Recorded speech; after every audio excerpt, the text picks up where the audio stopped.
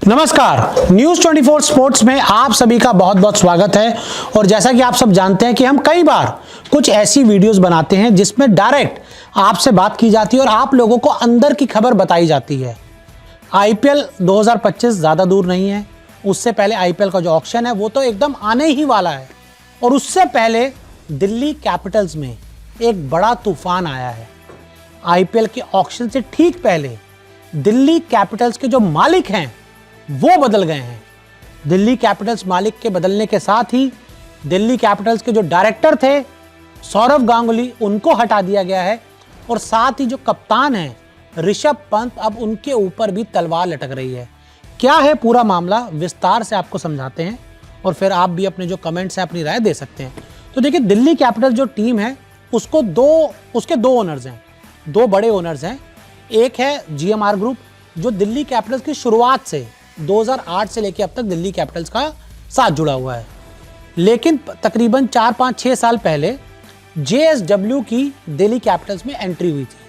और जहां तक मुझे याद है कि दोनों बराबर के पार्टनर्स हैं। एक पार्टनर जेएसडब्ल्यू है जो नया पार्टनर है, और एक पार्टनर है जीएमआर जो पुराना पार्टनर है। और इन दोनों के बीच में जब ये टीम ली गई थी, जब जेएसडब्ल्यू ने शेयर्स लिए थे, तो ये डिसाइड हुआ था कि कुछ सालों के लिए, कुछ साल जेएसडब्ल्यू पूरा कंट्रोल करेगा दिल्ली कैपिटल्स को और कुछ साल जीएमआर कंट्रोल करेगा दिल्ली कैपिटल्स को। तो अब आईपीएल 2025 में या अगले 2 साल दिल्ली कैपिटल्स को चलाने की, कंट्रोल करने की, फैसले लेने की सारी जो जिम्मेदारी है, जो राइट्स हैं, अब वो जीएमआर ग्रुप के पास आ चुके हैं। और जैसे ही जीएमआर ग्रुप ने ये कमान संभाली है, सबसे पहले उन्होंने सौरव गांगुली की छुट्टी की है। अब आप सोच रहे होंगे कि सौरव गांगुली की छुट्टी उन्होंने क्यों करी, तो मैं आपको बता दूं कि सौरव गांगुली और जेएसडब्ल्यू जो है उनका बहुत अच्छा कनेक्शन है। हम पार्थ जिंदल की बात करें, सौरव गांगुली की बात करें, आपस में काफ़ी ज़्यादा अंडरस्टैंडिंग है, एक बहुत अच्छी बॉन्डिंग है और एक फैमिली की तरह सब कुछ चीज़ें हैं जेएसडब्ल्यू और सौरव गांगुली के बीच में। तभी तो जैसे ही जीएमआर ने दादा को हटाया तो जेएसडब्ल्यू ने उनको अपना डायरेक्टर बना लिया। जो जेएसडब्ल्यू है ना, पूरा जेएसडब्ल्यू का स्पोर्ट्स देखा जाता है, वहाँ पे उनको डायरेक्टर बना दिया। तो जीएमआर ने सबसे पहले दादा की छुट्टी कर दी। और साथ ही 2 नए एडिशन हुए हैं, वेणुगोपाल राव आए हैं डायरेक्टर बनकर, और साथ ही हेमंत बदानी आए हैं कोच बनकर। ये 2 एडिशंस हुए हैं। सौरव गांगुली पॉन्टिंग चले गए और आपके हेमंत बदानी और वेणुगोपाल राव आ गए। यानी कि जैसे ही जीएमआर आई है, उन्हें दादा को हटा दिया। दादा एक बहुत बड़ा नाम है, दादा की क्रिकेट की बहुत तगड़ी समझ है। लेकिन मुझे लगता है कि जीएमआर को ये लगा होगा कि भाई, अगर दादा ही डायरेक्टर रहेंगे, दादा का ही कोच आया, तो फिर जेएसडब्ल्यू की चलेगी, हमारी नहीं चल पाएगी, क्योंकि दादा जेएसडब्ल्यू की सुनेंगे, क्योंकि वो उनके क्लोज हैं ऑटोमेटिकली। तो ऐसे में जीएमआर ग्रुप, जो आपने देखा होगा कि उनके जो जीएमआर ग्रुप के एकदम वो जो उनकी तरफ से ऑक्शन करते हैं, वो काफ़ी ज़्यादा फेमस है, मैं उनका नाम भूल रहा हूँ। तो वो मेन ओनर हैं जीएमआर की तरफ से, और जेएसडब्ल्यू की तरफ से पार्थ जिंदल आते हैं।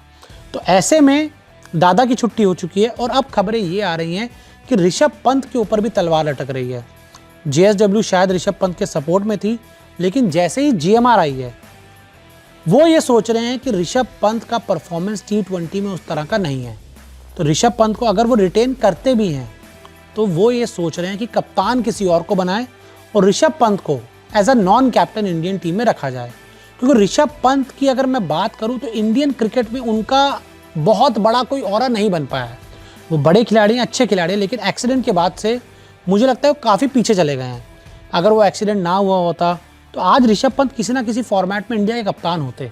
लेकिन अब उनसे रेस में आ गए, शुभमन गिल निकल चुके हैं, जसप्रीत बुमराह टेस्ट में वाइस कैप्टन बन चुके हैं। ऋषभ पंत को कहीं पर भी कप्तानी के लिए कंसिडर नहीं किया जा रहा, और T20 में उनका परफॉर्मेंस भी कोई बहुत ज़्यादा अच्छा नहीं रहता है। तो ऐसे में दिल्ली कैपिटल्स में इस समय बड़ा उथल पुथल चल रहा है, एक तूफान टाइप का आ गया है। जीएमआर ने कंट्रोल कर लिया है पूरा दिल्ली कैपिटल्स को, जेएसडब्ल्यू पूरी तरह से साइडलाइन हो चुकी है और अगले 2 साल साइडलाइन रहने वाली है। हालांकि जेएसडब्ल्यू जब से आई थी तो मुझे लगता है कि दिल्ली कैपिटल्स का कुछ भला हुआ था, उनका परफॉर्मेंस अच्छा हुआ था। जीएमआर बहुत सालों से दिल्ली कैपिटल्स को कंट्रोल कर रही थी, लेकिन वो बहुत कुछ अच्छा नहीं कर पाए थे। 1-2 कोई सीज़न छोड़ दें, उसके अलावा उनका परफॉर्मेंस खराब ही था। तो जब से जेएसडब्ल्यू आई तो परफॉर्मेंस सुधरा था। एक बार श्रेयस अय्यर की कप्तानी में उन्होंने अच्छा खेला, ऋषभ पंत की कप्तानी में अच्छा खेला, लेकिन फिर उसके बाद ऋषभ पंत का एक्सीडेंट हुआ, नीचे लग गई टीम। ऋषभ पंत वापस आया तब भी कुछ टीम अच्छा नहीं कर पाई। और अब जब ऑक्शन होना है, रिटेंशन लिस्ट सौंपनी है, तो ओनर्स ही बदल गए हैं। तो अब नए डायरेक्टर आए हैं, नए कोच आए हैं, तो अब वो किसको रिटेन करेंगे, किसको रिलीज़ करेंगे, ऑक्शन में किसको लेना चाहते हैं, किसको कप्तान बनाना चाहते हैं। तो एक पूरी तरह का रायता फैल गया दिल्ली कैपिटल्स में।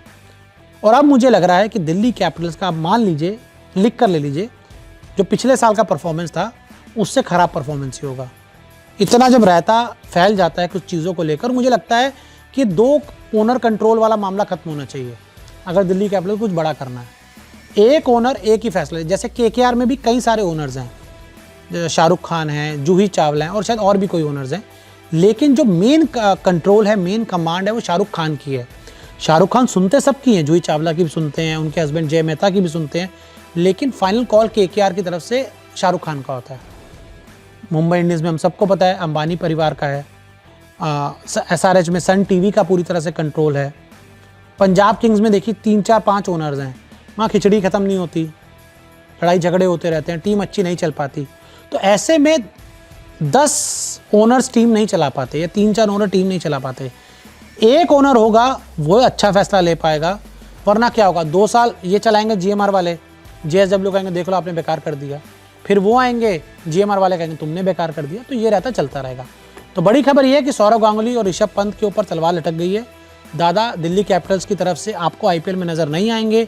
JSW वालों के साथ वो बैठ सकते हैं, टिकट लेकर उनको लाया जा सकता है, वरना फिलहाल आपको दिल्ली कैपिटल्स में वो नज़र नहीं आएंगे। इस पूरे डेवलपमेंट पर आपका क्या मानना है, हमें कमेंट करके ज़रूर बताएं।